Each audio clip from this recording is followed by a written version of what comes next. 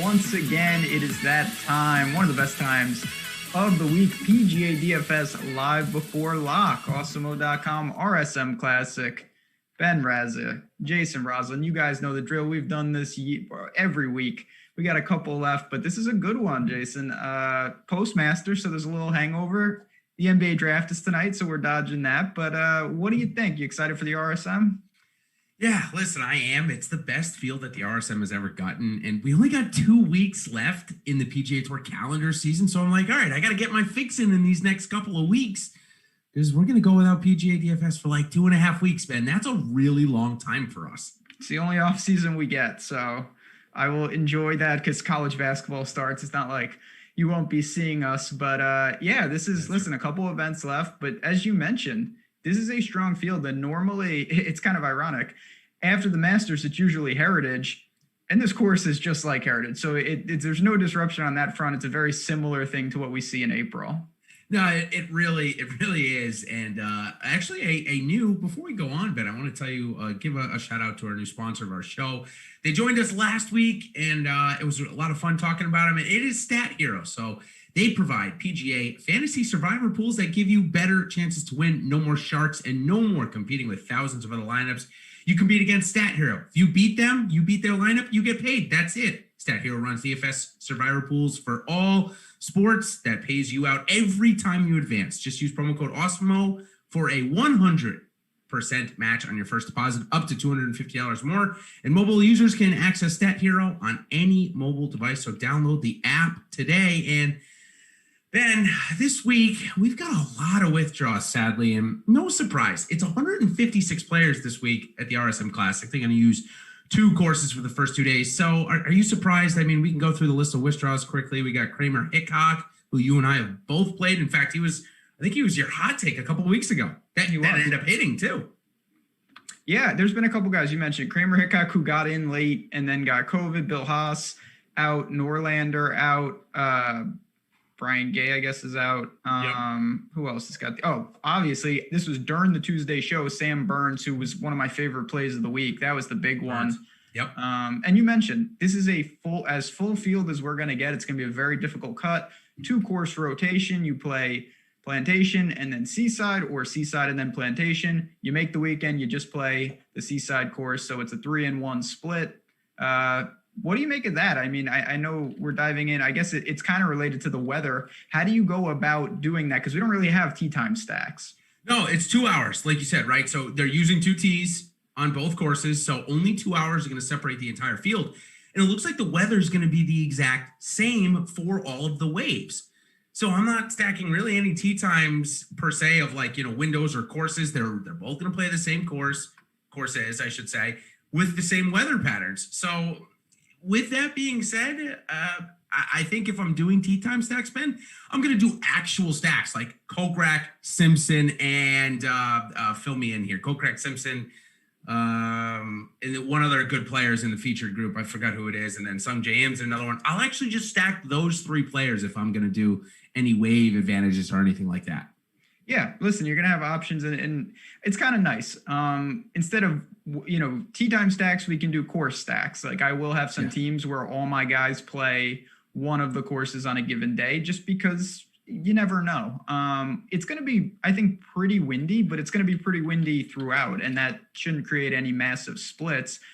It could just make it a little harder, but listen, this is a coastal track. It's always windy. These guys are going to be used to it. It comes with the territory when you play in Sea Island. Yeah, it sure does. The other one was Stuart Sink, and that's maybe why I kind of had a lapse in mind. So Kolkrack, Sink, and Simpson are playing together. But I wanted to ask you, I know we jump around a little bit in the beginning, but I saw a tweet from Kip Henley, who was Stuart Sink's caddy, saying that he wanted to prove to the PGA Tour golfers of the world that he could go radio silence on Twitter for 24 hours, and he accomplished that. But in the same tweet, he said that he's now no longer caddying for the golfer he was before. So that got me thinking. I'm like, well, he was terrible with Kip Henley as his caddy, and he was great with his son as a caddy. I wonder if his son is continuing to caddy. And they made the cut at Bermuda and had a good Sunday, and they were sitting around waiting for their plane. And all of a sudden they decided that his son would push back going to work for Delta as an operations manager for 1 whole year and he would be his dad's caddy for the next year. So, as weird as this sounds, Ben, does that make you want to play Stewart Cink more? Because it really does for me. As unquantifiable as this is, it's a real thing right now. Yeah, I mean, there's no doubt that Stewart Cink has found something. You want to attribute to that? Maybe, because he backed up a win at Safeway with 2 really good showings at Sanderson Farms in Bermuda. He's playing great golf. The problem I have with him is he's in a really crowded range. There's a lot of guys in the low 7s that we're going to get to tonight, and that makes it difficult because I had a lot of spots that I needed to fill there, and there was a lot of guys ahead of him for me. It's understandable. Like I said, I think that it does kind of whether it's, just enjoying being with his son, which he said, or his son's actually way better than Kip Henley at it, whatever it is, the combination of all the above, it seems to be working out for him right now. So, all right, let's move on to our second topic and start talking about some of these golfers here that are playing this week. And my topic is, Ben, fleets with Webb. And so before we move into the show and get really going, I want to ask you a question. What comes first? Your first fleet or Tommy Fleetwood's first win? Okay, and this is, Chad, a couple things. One, as always, it's good to see the regulars. I'm going to ask for some likes to get this going. And this was unplanned. And I meant to ask you and Jordan before the show. So we're going to do it on the show. Yeah. I've seen this, a ton of people. What exactly is a fleet? Because I'm very unlikely to have one because I don't even know what it is. So I'm going to go with Tommy Fleetwood might have a better chance to win before you have a fleet. Well, maybe I've already have one. I don't know.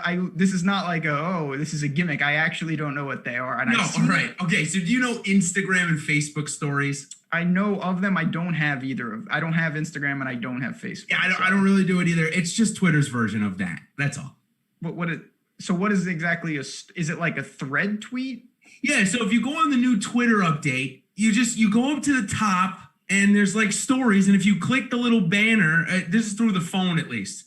You click the little banner and it's like little clips. It could be a picture. It could be a video. It could be, I know on Awesemo's the other day, it was like a year ago, LeBron was high-fiving with Kobe. They had a picture of that, something like that. So it's like, a story. Another person had something, Adam Levine had, Leviton, had something like throwing something to his dog. Anyways, the bottom line is, Tommy Fleetwood's got a better chance to win than you doing that happening. Now, that's true. The second part of the question, is Tommy Fleetwood ever going to win on the PGA Tour?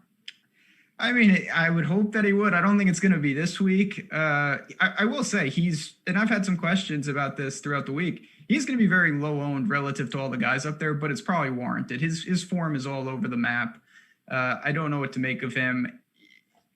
It's tough. We're going to get to obviously the elephant in the room. You've got a guy similar to DJ in ownership again this week, and that really skews everything. It's almost a binary question: Webb or no Webb, and then you work from there. Yeah, and for me, our guy behind the glass, Jordan, told us that he was betting on Wiseman to go second tonight, and he did, and so that he'd have some money available and for the golf tournament. And he said, "What's the one thing I should do?" I said, "Well, in a tournament like this, in a field like this, you have not gone wrong by betting Webb straight through the board. Top 10, top 20, top 5, and even to win. Although he hasn't won many of these, he comes in the top 5 almost every single time. Given this field and the variability we've seen with this specific tournament, guys like Kevin Kisner, 3 top 10s, 2 missed cuts. A lot of things like that with the variability, I think Webb gives you that comfort. I think he gives that safety. I don't think there's a chance he misses this cut. In fact, I saw somebody with his cut-making chances at like 94%, one of the highest I've seen, maybe ever. So with that being said, I think I have to play him almost in pretty much every lineup. Yeah, I mean, there's really nothing outside of someone telling me they were full fading Webb. I really wouldn't push back on anything else. If you told me you wanted to lock him, I would get it. If you told me you wanted to cancel him, I'd get it. He's going to give you a floor in a situation where the winner could come from any range. And if guys suck up all the placement points from the 7K range or something, Webb's ability to come in even say 8th, it actually could be really pertinent. Now, obviously, if Hatton wins, it could be a problem that you played Webb unless you double up and you find some value. So that's the thing. I'm not going nearly as aggressive as you are. I think Webb is absolutely fine. I have plenty. I do think in some specific fields, if he's going to push 50%, just like I did with DJ, and I felt great about that, I still feel good about it. I will probably look elsewhere and hope that Webb, although he's going to be safe, maybe doesn't win the tournament. Yeah, and I think that, somebody asked, would you play Webb in a single entry this week? And we know that his ownership is going to be 60%. And if that's your only lineup that you're going to do, I would say if you really want to play Webb, I know this is going to sound a little risky in terms of advice, but I would say go ahead and pair him up with Fleetwood or Hatton. And you probably don't have, maybe not Hatton, more Fleetwood than Hatton here, just because of the ownership thing. If you pair Simpson with Fleetwood, it's likely you're not going to get many people doing that stack to begin with. Plus, Fleetwood's ownership is going to be somewhere around 5%. So if you want to play Webb and you want to get aggressive, that's the way that I would do it. That's the way that I have done it in my builds where I want to get aggressive with Webb. Because I think that if you end up trying to build balanced, you're going to end up on guys like Brian Harman, Doc Redman that I think are great plays this week, but you're going to get a ton of ownership there, and you're just not going to have a ton of leverage on the field if you end up doing that. No, and listen, again, if you don't play Webb, you're going to have more room to build vanilla in the middle. But the thing you want to avoid at all costs is pairing those guys with Webb. Unless you have someone that's literally extreme, really low owned, if you pair Webb and Redman and Harman and some of these other guys, you have almost no path to leverage. So keep that in mind. There are multiple ways to do it. If it was me, I would not play Webb in single entry unless you're confident that you have some guys that are different. And then you probably want to play Webb because he's as safe as he fits this course up and down. He's playing fantastic, and he's the best player here. There's no doubt about it. So do you think a guy like 6,700, name I've already seen in chat thrown out a couple of times, and name that I am definitely behind this week, a name that you're behind this week after reading your stuff, it's Doug Ghim. I mean, he does make it easier to even stack Simpson and, like I said, Fleetwood or Hatton, something like that. So do you think that Ghim's ownership is going to end up scaring you? Is there an ownership level that would scare you with him this week? Yeah, I mean, anytime, obviously it's all relative, like ownership in the 6K range, even if it concentrates a little bit, it's pretty bad just because those guys made cut equity as low to begin with, and the pivots are significant if you're getting a fraction of the ownership. I don't worry about Doug Ghim. We just don't know. So I was just talking in our premium chat with some of the members about this. When you don't know about a guy, it's actually a good thing. Like Will Gordon's another guy. Doug Ghim might be amazing, and maybe he's finding it, and we're going to look back and we're going to say he was sub 7K. Maybe he's not good. What he's done recently, though, Jason, I mean, you've been way ahead of the curve on him, certainly ahead of me. Only because I was behind the curve. Well, you know what? But listen, sometimes you have to take some, and you know this better than most. Sometimes you have to take some lumps to get paid off with some of these guys. And he's starting to show it. 14th at Safeway, 23rd at Sanderson Farms, 14th at Bermuda, which is clearly a comp course. I feel pretty good about him. He's certainly a guy that's going to free up some salary. Yeah, absolutely. No doubt about it. All right, let's go on to the next section here. I've kind of given you my thing on Fleetwood. I actually think he's a really good play this week. Sharp Person on Twitter, you and I bring him up a decent amount. We played in the DFS Open with him too. Nelson Adcock, he pulled in the Masters data and decided to put his own strokes gained information together from it, which is really cool. Obviously, if you have access to the shot-by-shot data, you can do stuff like that. And it looks like from my quick little glance that Tommy Fleetwood broke his streak of 8 straight starts losing strokes on the approach, Ben. I mean, he can't win a golf tournament. He's going to lose strokes on the approach. But maybe we got a break last week at Augusta, and is he viable for you this week? I never asked you. I kind of just joked around about the Fleets thing, but is he viable for you here this week? Yeah, I mean, listen, I think that if ownership was even remotely similar, I would just play better available players, Webb and other guys. But you're going to get a discount on a guy like Tommy Fleetwood. And when you're talking about large field tournaments, the guy can get going. There's no doubt. Now, he's been very frustrating. We've talked at length. He goes to Europe. He looks crisp. He comes back here. His irons are broken. Maybe he did find something at Augusta, and certainly he's not overpriced. I don't think it's that. It's just he's a little more volatile than the other top options. Yeah, for sure. Especially, and this is a great segue into the miscut portion of our of the topic here, is that Ty Hatton, not all missed cuts are created equal. You and I know that really well for doing this sometime. In Ty Hatton's last week at Augusta, where he does struggle, admittedly, he struggles. He said he struggled, but he rinsed one on the pond on 15 with 2 holes left, and all he had to do was go par. He just had to play it on an even par. He threw a second one, not into the pond though, but it was middle of the green, and it spun all the way back off. So his miscut is really not created equal. Do you think that at 10,400, given his recent form, had he made the cut and say come in 28, wouldn't his ownership be like 28%, 30% here with Webb this week? I think so. I like Ty Hatton a lot this week. It's been weird. He's been unbelievable in 2020, but he's missed the cut at all 3 majors, which is just, I don't know what to make of that. Obviously, it's not really pertinent here. Everywhere else, he's dominated. He was 3rd at Heritage. That's fantastic. Now he did putt great, but this is a good Bermuda putter. 1 at API. I don't worry about the miscut at all. I think Ty Hatton makes sense. Me too. He's got a lot of win equity. He's a fraction of the ownership. No, he's not going to be, people are going to play him. The question I have for you, are you pairing him with Webb or are you just starting with him? So on FanDuel, it's super easy to pair him with Webb. Yep. I mean, incredibly easy. I think that's probably a given. I don't even know if I need to suggest that. On DraftKings, I tried to do it for my main lineup and found myself with Gordon Gim, which is fine. I'm comfortable with Gordon Gim, but I couldn't find myself 2 other guys that I'm like, I think they can get inside the top 20. So for my main lineup, I ended up going Webb. And then the second lineup, I actually stacked Fleetwood and Hatton. Those are my 2 main lineups this week. I ended up taking the $500 salary and putting it to good use there, going from Webb down to Fleetwood, plus obviously the ownership thing. So Webb balanced for my main lineup and Fleetwood Hatton for my second lineup this week. Yeah, I like it. If Hatton is a key piece for me, there's no doubt about it. Yeah, me as well. All right, a couple other miscuts here from Augusta last week. Want to know if you have any interest in them. Jason Kokrak, his miscut started also on the 15th hole, as did Ty Hatton's. He had the newest mud ball scenario. I don't know if you know which one I'm talking about, but he hit it. It was middle of the fairway, 230 yards out. Hit it, instantly screamed mud ball, very similar to the Bubba Watson mud ball. It proceeded to fly the green, was heading toward Lee Westwood's shin. Lee Westwood dodged it, then went into the pond on 16 from 15. He ended up making a triple and missed the cut. So brings down his ownership. Jason Kokrak, 8,700. Going to be in play for you this week or another fade?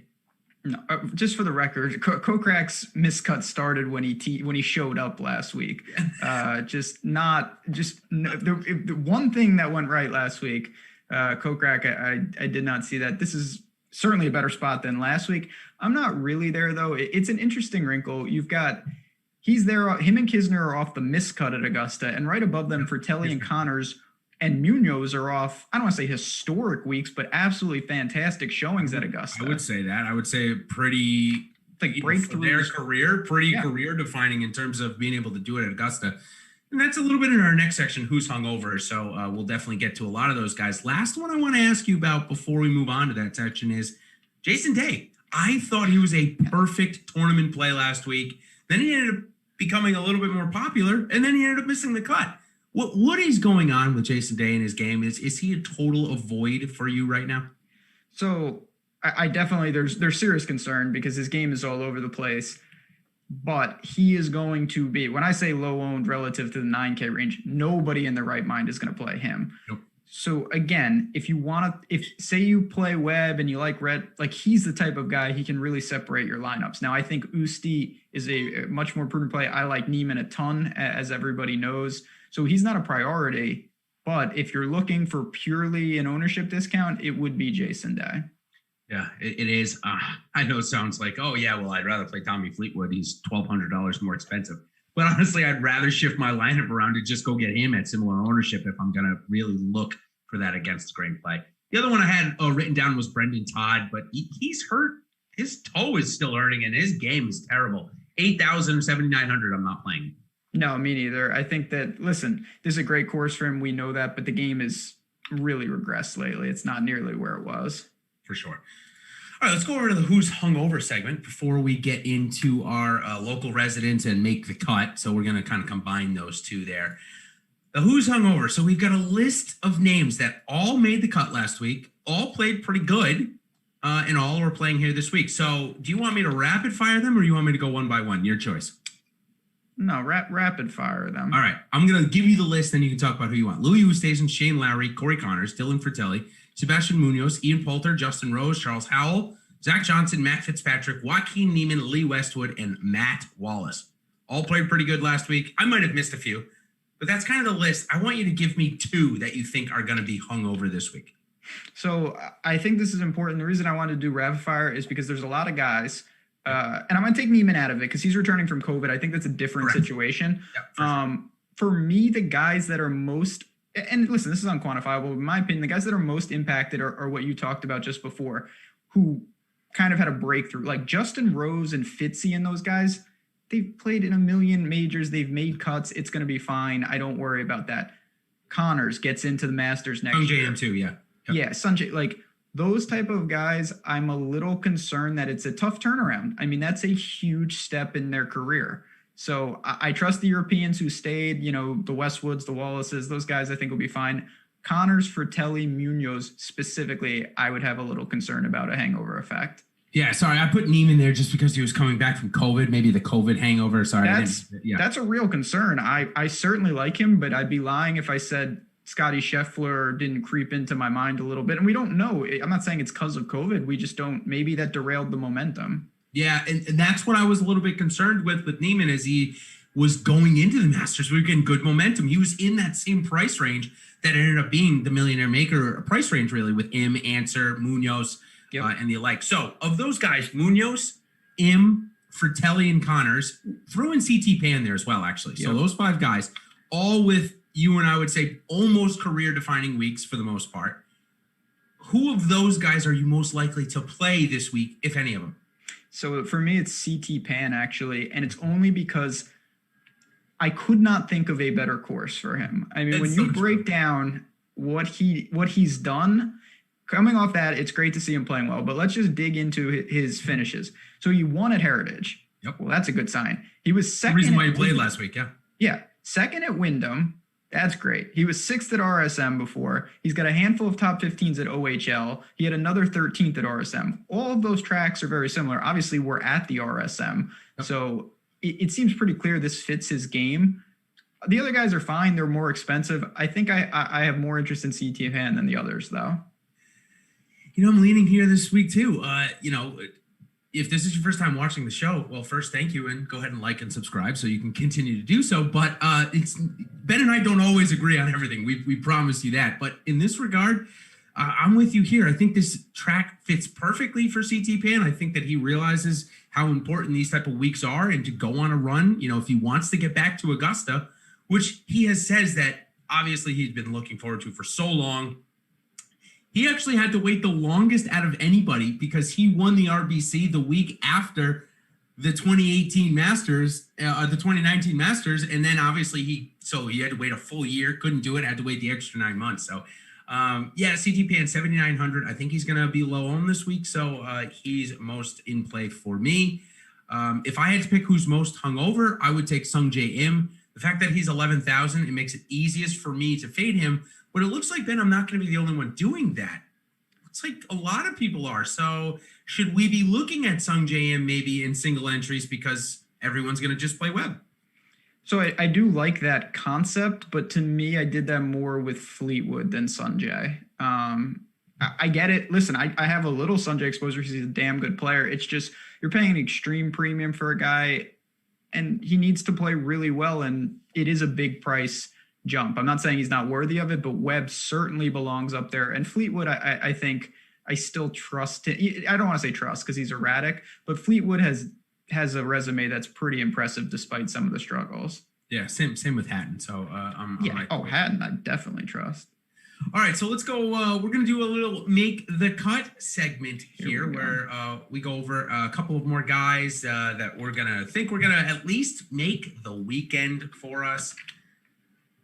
And maybe do a little bit more, but I'm going to start off with one of the guys that we didn't talk about from the last section, Matt Wallace. He's coming over here, really struggles off the tee, but seems like he's in form. He went back to Europe after the stretch of golf here where he was erratic, like we've been talking about with Fleetwood. Then he went back to Europe, like I said, came in second at the Scottish Championship. followed that up with another made cut. And then at the Masters last week, looked poised for a Sunday charge towards the top 15 at least, and the first 3 holes derailed him. So are the first 3 holes what you're looking at this week, or Matt Wallace going to play all 4 rounds and get you a good score? I think I'm not in love with the play, but he's just a talented guy. Don't think he's going to be popular, and he's in a range that opened up because Sam Burns withdrew. So yeah, I think he does make the weekend, can outscore his placement. He's in the player pool. Yeah, he's in the player pool for me as well. He's a pretty big size play. Chalk in that range is going to go to Doc Redman, Danny McCarthy, and Zach Johnson. So of those 3 chalkier plays, are you playing any of them? And do they make the weekend? I am on the camp of they all make the weekend, and they are the 3 chalk that I think I'm playing. That's why I brought it up to you. Listen, they're chalk for a reason. They're very good plays. Redman to me is probably the favorite just because I think he's, young gun, more upside. ZJ, listen, he makes sense here, but I think if I had to eliminate one, it would be him, and I'd just roll with the guys who are a little more erratic. Yeah, so I think just to give ZJ a 20 or 30 seconds, if people are planning to play him, I think under 10% ownership is one thing that kind of clued me into him. The next is the couple of top 10s that he's had here. But in addition to those top 10s, it was in a streak where he was running good with the putter. And that's what we're in right now. So I think that's one of the main reasons why I like ZJ here this week, especially when Taylor Gooch, who granted is a pretty good player, the guy's playing kind of crazy right now, and he's going to be chalk.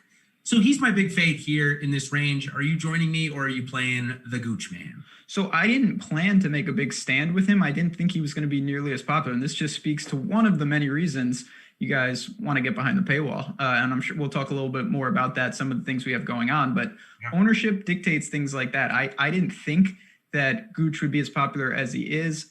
I'm also coming in underweight, and it's just a product of the field liking him more. He's gained strokes putting in 5 straight, and he's gained around the green in 4 straight. Both of those, I'm not saying he's an awful putter and chipper, but he's running pretty hot there. The irons actually haven't been nearly as crisp, and that's supposed to be the strength of his game. So I think that the results are a little skewed right now. I'm coming in underweight.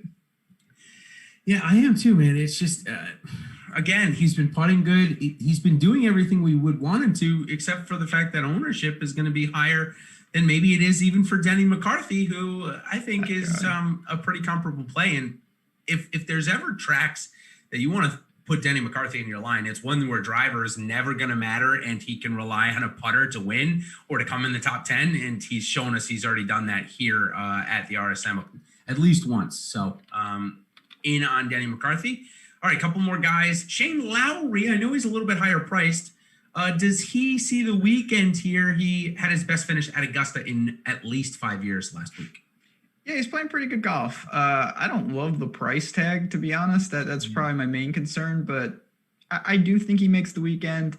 If it's really windy by some stretch, I think that probably helps him. I worry if it's 24 under winning this, if he can just make enough putts. But Shane Lowry, not a bad play. I don't mind it at all. How about Justin Rose coming in 8,400? I think he's $800 cheaper than Lowry. Yeah, but if this guy makes the weekend, Ben, he's gonna put up the points to pay off the 8,400 salary. There's no doubt. He played pretty garbage last week and still put up a pretty good amount of points to pay off that salary at 7,400 last week or whatever it was. I think it was around that price. Yeah, I mean, Justin Rose is 7,700. Sorry, it was 7,700 last week. Yeah, 77. He's been very erratic, but sometimes that's a good thing. It leads to high scores. It leads to some missed cuts, but when he gets it right, he can really get going. He's a good putter. I don't know where the game is at. I don't think anyone really knows, but at this price, I think you have to consider him. I mean, it's still a guy that the form is not nearly as suspect as someone like Jason Day, and he's not nearly as expensive. So certainly Rose made the pool. Yep, Rose made the pool for me as well. And if in fact you want to try and get leverage on Rose, although I think he's going to be probably 12 to 15% this week on DraftKings. On FanDuel, he's 11,100, so $2,700 more expensive.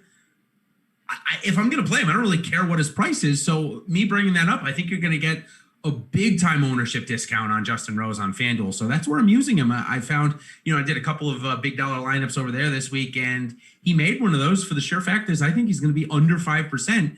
given that you only need a couple more $100 to go up and get Simpson, Hatton, and the alike. So yeah, any thoughts on that? I mean, if I know you play over there a little bit, is that something you thought of doing? Yeah, I mean, some guys, it's just all, to me, sliding scales. There are some guys that I would rather overpay for and get no ownership on, because I kind of know that they're either going to absolutely crush or get cut. And if the guy gets cut, it doesn't really matter, in the sense that you're in huge trouble regardless. So with Rose, I am with you in the sense I would rather overpay for him and have reduced ownership than have a popular, cheap Justin Rose, just because he's a very volatile player right now. He is, and probably a little product of trying to do things on his own. He doesn't have a swing coach now, so kind of trying to do it all on his own. Still, I think he makes the weekend here, and I think Shane Lowry also sees the weekend. Okay, keep on going down the list here. A couple of interesting names in that 7,600 range. Alex Noren.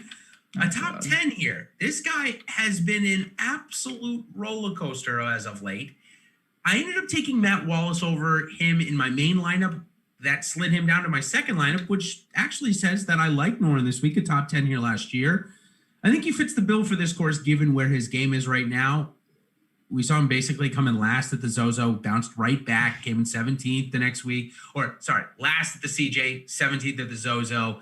Then a miscut at Houston, but I don't know that I want to play Alex Noren at tough tracks right now. I want to play Alex Noren on easy tracks where he can hit almost every fairway and have a chance to use his putter to his advantage.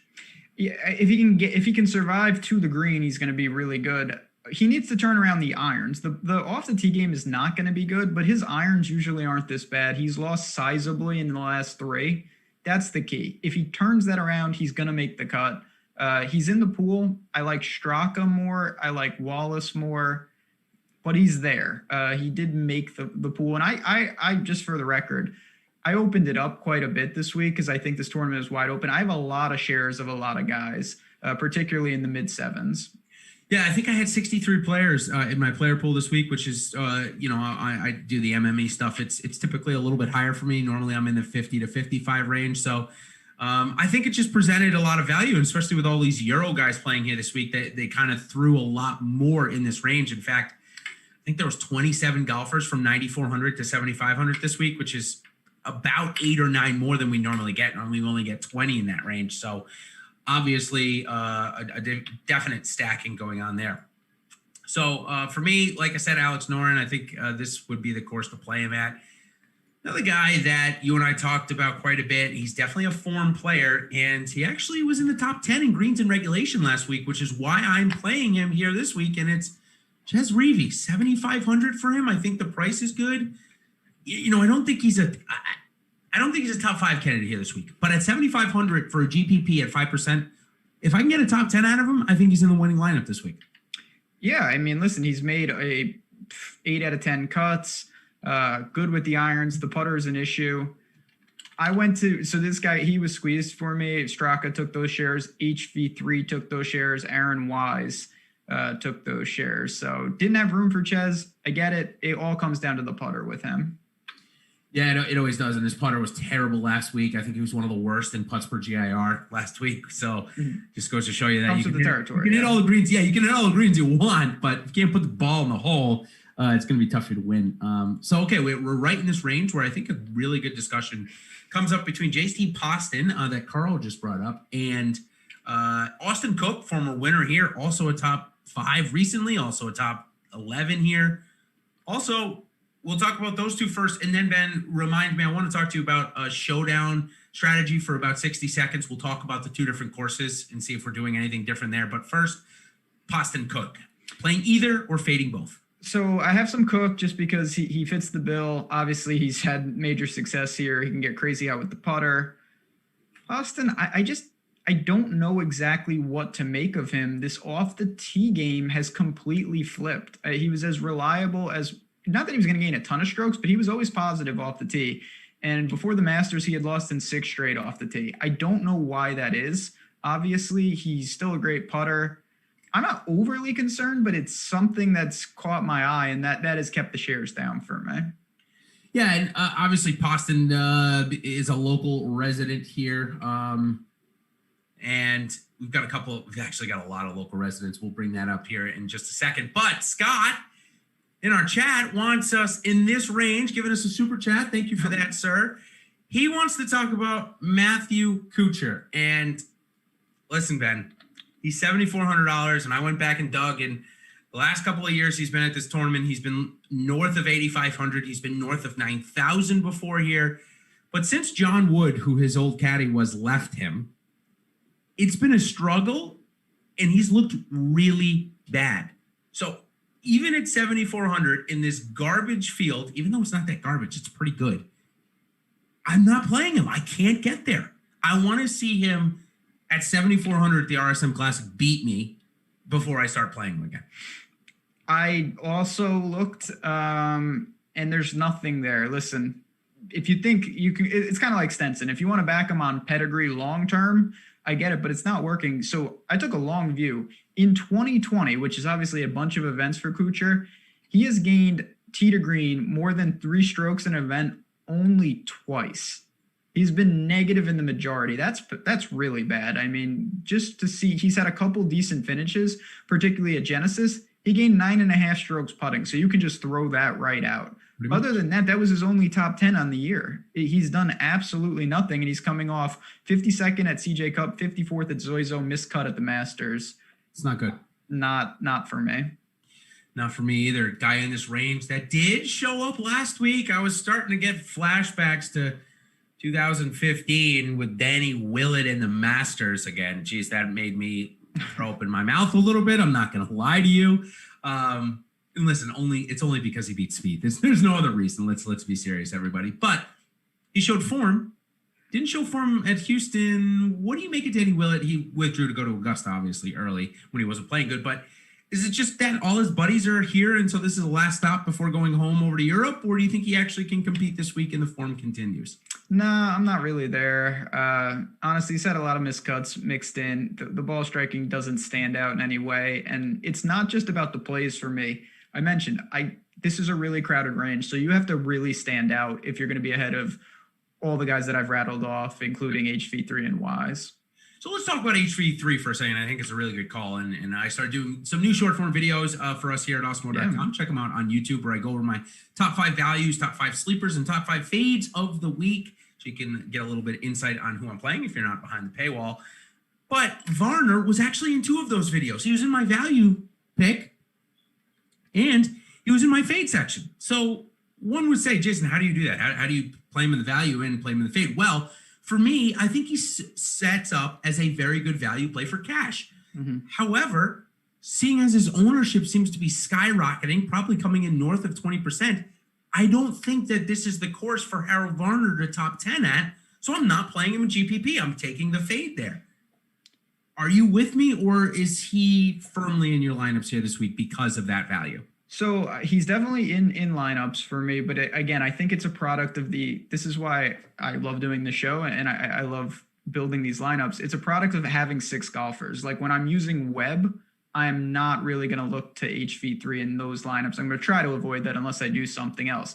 But there's a lot of lineups where I didn't use Webb. And I know that if I get Webb right, say Webb for some reason plays horrible, I almost want to build a pseudo cash lineup because I have already leveraged. And I do think that HV3 is pretty safe. So I did use him in spots there just because the last thing I want to do is get somehow miraculously right, dodging Webb on certain lineups. And then I took an unnecessary risk. Yeah, in some of those risks, I think in that range, there are certain risks in that range is what I meant to say there. And I think that Harold Varner does present a nice option.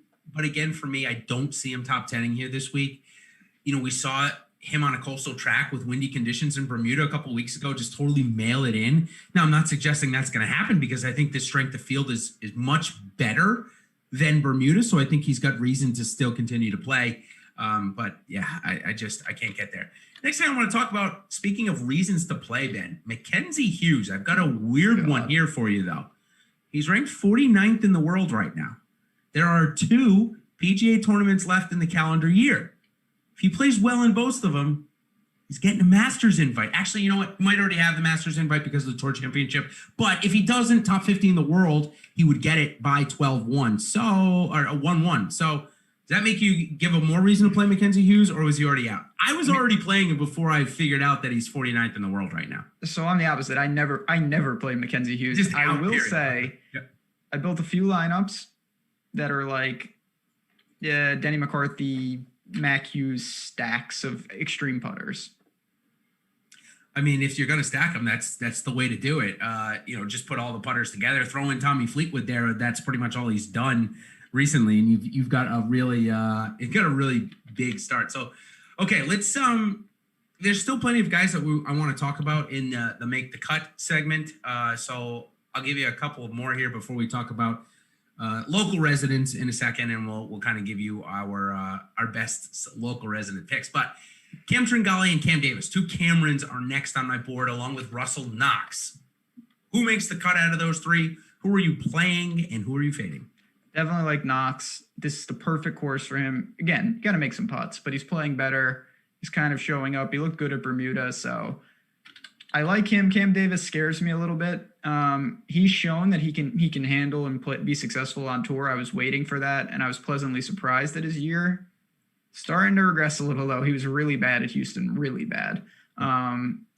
We'll see. I'm a little concerned. I certainly like Griot more than him, obviously. Griot definitely a core play. Yeah, I think Cameron Davis had his nice stretch and maybe a little bit of regression for Cam Davis here. Don't think it's a great track for Russell Knox. I agree, pretty good track. I've had a couple of questions about Stuart Sink in the chat. We talked about him at the top of the show for a couple of minutes. He is in play for me because of that unquantifiable measure with his son being on the bag. There's just something that's working there, and it's a coastal track again. We just saw him in Bermuda play super well in windy conditions. So Stuart Sink 7,300, I have no problems there. In fact, I used him on my FanDuel big lineup on one of them. Another guy that I paired him with that's priced relatively similar that I love for a hot putting contest is Maverick Mcnealy. Here's a guy that maybe struggled off the tee a little bit. He is a darn good putter, and he seems to be coming into his own on the PGA Tour band. Back-to-back top 25s now, or at least top 30s. He might have come in like 26th at the Houston Open.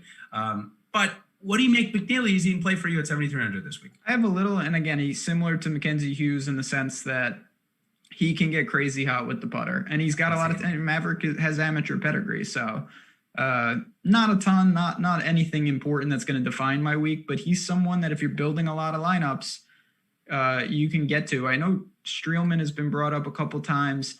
Yep. I look closely at him. I wouldn't fault him for going there, but to me, he's just not doing enough. He's kind of a pseudo cash play in a way. I didn't get there in tournaments. So here's my thing on Streelman. One would think this is a perfect fit for him, right? I mean, he doesn't drive it that far. He peppers fairways, good wedge player. However, one thing I noticed about him is that he likes the grinded out events more so than the scoring events, which I believe this more so to be. I take Pebble, for example. I think Pebble is a more grinded out event when you play there for at least those two rounds. Obviously, one of the courses like Quinta might be one of the easiest, but I like Streelman better there. I like Streelman on courses that he has good course history on. He's shown us at the Travelers. When he gets a good fit, it's good. He's not a good fit here. He's missed a couple of cuts, no real good finishes.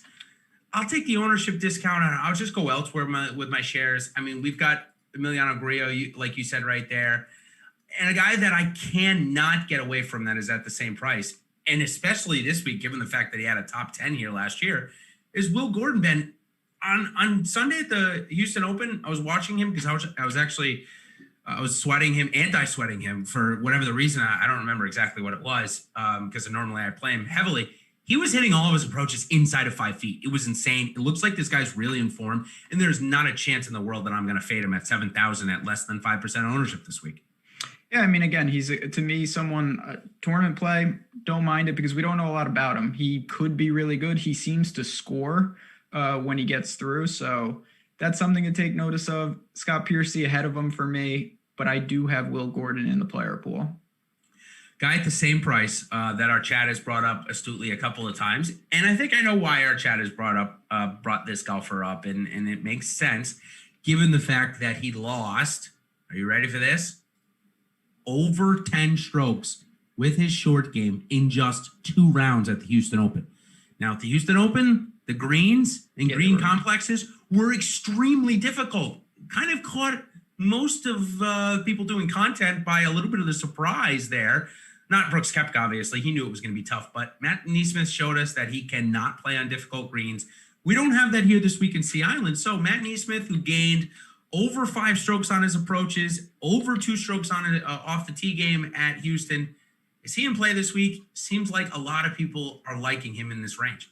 Yeah, I get why. You mentioned it. You take out, and I think Houston has borderline no relation to what we're going to see here. So I really don't care what they did there. The more it's an opportunity cost. Again, I didn't need to go to this range that much because I peppered the range right above it. When I did, I went to Piercy. I went to Will Gordon. I don't have Neesmith. I get it. He's can get dialed in with the irons, and that alone keeps him in play. Yeah, and got a great question in chat. From Thomas Phelps, who are our guys' top 3 putters on Bermuda? One of them had to withdraw due to COVID. For me, Sam Burns has just shown me that he's so much better on Bermuda than he is on Bent and Poa. But I don't really get into that much. I don't really think you do either. For me, I try to dumb it down to as little as I can. And I know that, coming from Rhode Island where I lived, I was on Bent, my whole life, and I moved down to Florida, and now I'm on Bermuda. Just every course that I go to, it only has Bermuda down here in Florida. I see no difference. Now, I'm not a pro golfer by any stretch. I was an assistant pro golfer at a time, but I don't really see much different, and I can't imagine these guys do. Are there some splits that are actually reasonable looking at? Russell Henley being one of them? Yes, I think there's something quantifiable there. Don't get me wrong. But for the most part, Ben, I think it's more noise than it is anything else. Listen, if there's a drastic, like Sam Burns is an LSU guy, and he obviously likes playing on Bermuda. Some guys, Tony Finau, Lucas Glover, a couple guys that I come to mind where it seems to be a significant split. Most of the time, I don't really care, though. I prefer my guys to be on the surface that they grew up on. If they're not, though, I'm not going to really freak out. Yeah, I'm kind of with you there. All right, let's talk about some local residents. We've got like 90 of them. It feels Seriously. Like. So I just want to know if there was a betting market for this, which there might be. We'll check DraftKings later. They might have put something up for this one. Who do you have as the best local resident finisher here this week? Mine. I think we might have the same guy here, Ben, actually. I'm not going to lie to you. So I'll let you go first. Before I do that, I do want to say real quick, and you're going to hear this on all our shows because it's that important. Yes. We got Thanksgiving coming up. My favorite football slate of the year. I was just going to say that. It literally is my favorite football slate of the entire year. It doesn't get any better than that. Yeah. Obviously, we want you guys in for month and annual. And I believe if you come in and try it out, you will stay. And we are offering a $1 NFL Express weekly. Promo code is Mayflower, obviously, for Thanksgiving. And you're going to get, and that includes the showdown tools. So you get inside the ropes for $1 NFL Express weekly. You try it out, see what's what. And then if you want to get a more robust package that has all the features and everything, you obviously can do that. But again, $1 NFL Express weekly with that promo code Mayflower. You just click that link for Nightbot, sign on up, check us out for a week, and then make your decision. So certainly going to be encouraging that each and every week. I love Thanksgiving football. That's good stuff. What is it that, I'm a kind of a 1 lineup, 2 lineup guy, but Thanksgiving rolls around, man, and I'm a Matt Center guy. Like every contest that I can get in, I'm throwing. I am wishing upon a bone, which is the name of their contest, obviously, on that day. So, yeah, join us on the Mayflower. Come join me, DGen the slate with me. We will give you the best possible information to make the high-quality lines you can make. So, join us on that site. So, okay, local residents. Yeah. Tell me who your lowest guy is. I think we're going to end up on the same guy, though, unless you say Kevin Kistner, which we won't. No, I will say, listen, I bet Kevin Kisner. I think he's a fantastic bet. I have some in DFS. I just worry where his game is at. Brian Horman is a guy who's right below Kisner. Yep. That, listen, he's going to be popular, but it's warranted. He's playing phenomenal. He's rattled off over 10 straight made cuts. He's a good putter. He does everything that you could want here. The only thing that you can knock him in this cut streak, which I believe stands at 11 or 12, he does not have a top 10 in there. So the upside has been limited. But if you're looking for someone to just make a cut, hit a top 20 type, he's as strong as they come. So when I compare his chalk to say even we can go up a little bit higher and look at, say like a Joaquin Niemann, who's going to be a little chalky, or even go up a little towards Harris English. Harris English has shown us the top 10 upside, right? But he's also shown us the miscut side as well. For me, it's why would I play Harris English at similar ownership, being a local resident, when I can just go get Brian Harman at 8,500 and I believe have more cut equity there. And he's got better history here. Harman has top, I think, 5 in the last couple of years. So I also love Harman. I figured you and I were both going to be on him here. At 8,500, I think it's just a quality price and the chalk that I'm willing to play in this range. So good one there. Okay, well, it's 9:22. So I have a couple questions because we're going to give a hot take. We're going to bounce on out of here. I have a couple guys, though, particularly one guy that has been mentioned several times, and this is the part of the show where clearly you speak and I just make whatever type of peanut comments that I make. Davis Thompson. Yeah, let's talk about him. Let's talk about him. He's $6,300. He's, I believe, a Georgia Bulldog from what Google told me. He played here last year and he's very impressive. He came in 23rd. What do you how do you separate this guy? Is he, I hate to make fun of the panda, is he Norman Jong or is he someone who's going to hit the ground running here? I'm a pedigree guy, okay? Mm-hmm. And the thing about Norman Jong is he won the college player of the year, right? Whatever it was.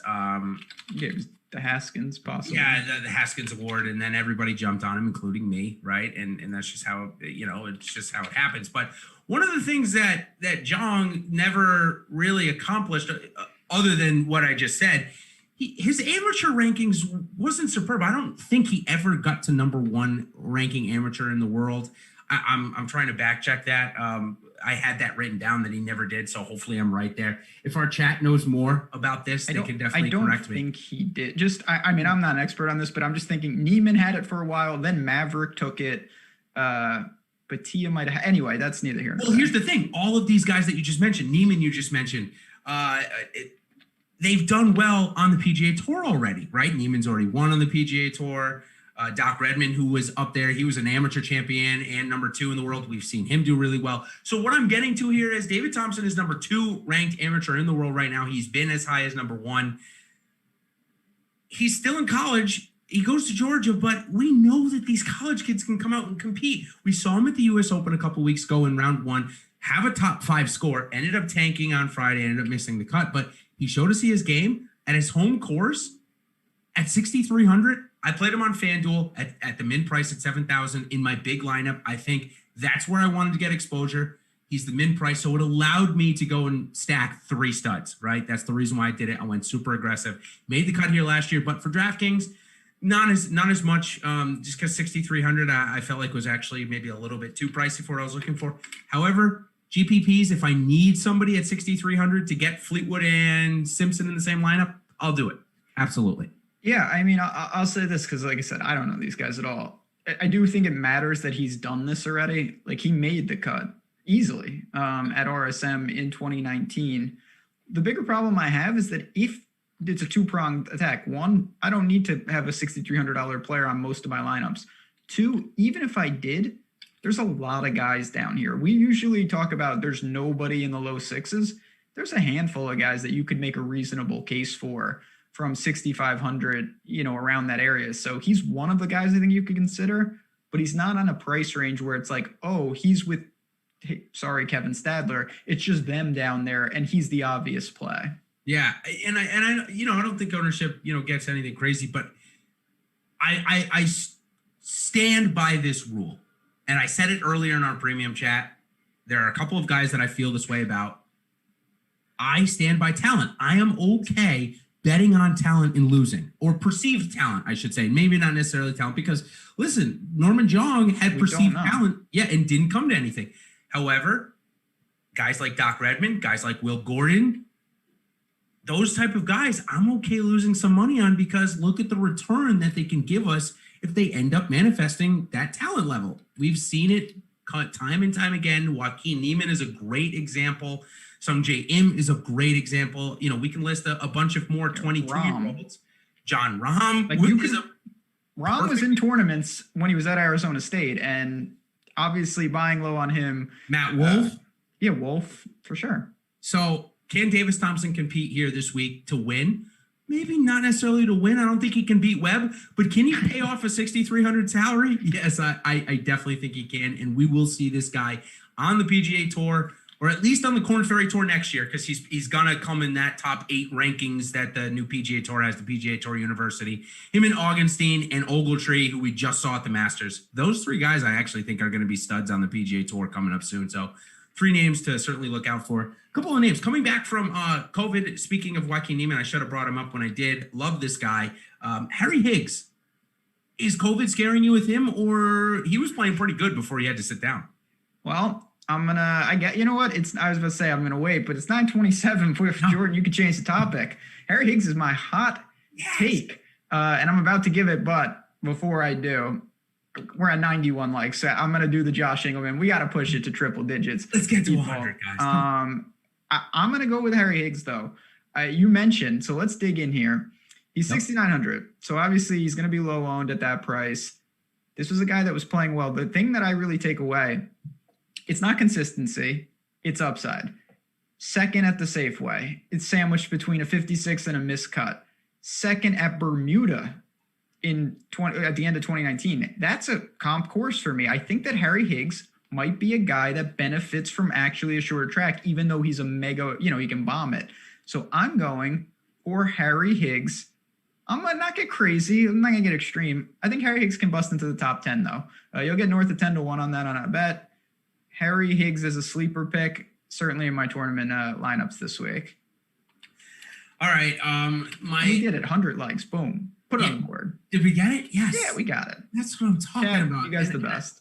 I feel, I'm not going to say bad about this hot take because it's going to seem rather, with the golfer that I'm going to talk about, it's going to seem rather obvious, but it's not obvious. He's $6,700. We've talked about him, though. He's going to be popular this week in some degrees, not more than 10%, I don't think, but it's Doug Ghim. And are you ready for it? Because this might surprise you. It's going to be his first ever top 10 on the PGA Tour here this week. Gonna finally get it done. He's never had one on the PGA Tour. His best finish, the Byron Nelson, he came at T12. He's going on the European Tour. He came in T8 on the European Omega Masters, but T18 at the 3M Open, T14 at Bermuda. No top 10s on the PGA Tour. It's going to happen here this week. That's really surprising, actually. Yeah. Yeah, listen, I dug him. The talent is there. We've seen it. It's just about putting it together. And there's no better week to do that. I mean, listen, I remember when Tyler Duncan broke, like guys who break through at these type of events, usually it's not someone, they're trending and there's signs, but it's not just a plug and play. So if we survive Webb, this is wide open and it's going to be fun. Listen, we're going to have a good time with it. The last thing I want to say real quick before we bounce out of here, because we did want to do this really quick. I think it's pretty, unless you want to do something with ownership, you should play the Plantation course for Showdown. Yes. You get the par 5s. It's a par 72. Take advantage of that. I don't think you need to be too cute with Showdown. Yeah, I don't think either. I think the only thing you want to do there is if you want to play the absolute best player in the slate, like a Webb or a Ty Hatton or a Tommy Fleetwood, you're going to get lower ownership the day that they are on Seaside. Yep. If you want to go that route, go ahead. But don't be silly about it. The fact that there are 4 par 5s on the Plantation course, you're going to get the majority of the top scorers on the slate come from that. It's just going to happen because of the way that the score to par works on it. Had a couple of people ask about Brandon Grace, and what other better way to end this show than tell us if Brandon Grace is going to make the cut or not, Ben? Yeah, that'll about do it. No, I'm not on Brandon Grace in life anymore. I hope he starts playing better, but I don't see it. Missed 4 out of 5 and 8 out of 10.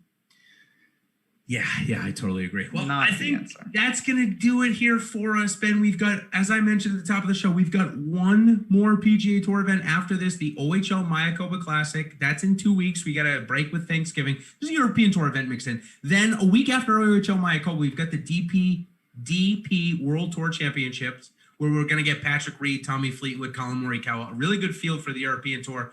I'm sure Ben and I will have some things to say about that. Other than that, we'll see you at the first of the year, but still 2 great weeks, $100,000 prize pools to win this week. So I'll send it off and let you guys get on to making lineups, watching the NBA draft. Good luck this week at the RSM, everybody, and we will see you in 2 weeks for the OHL Mayakoba Classic. Cheers, everybody.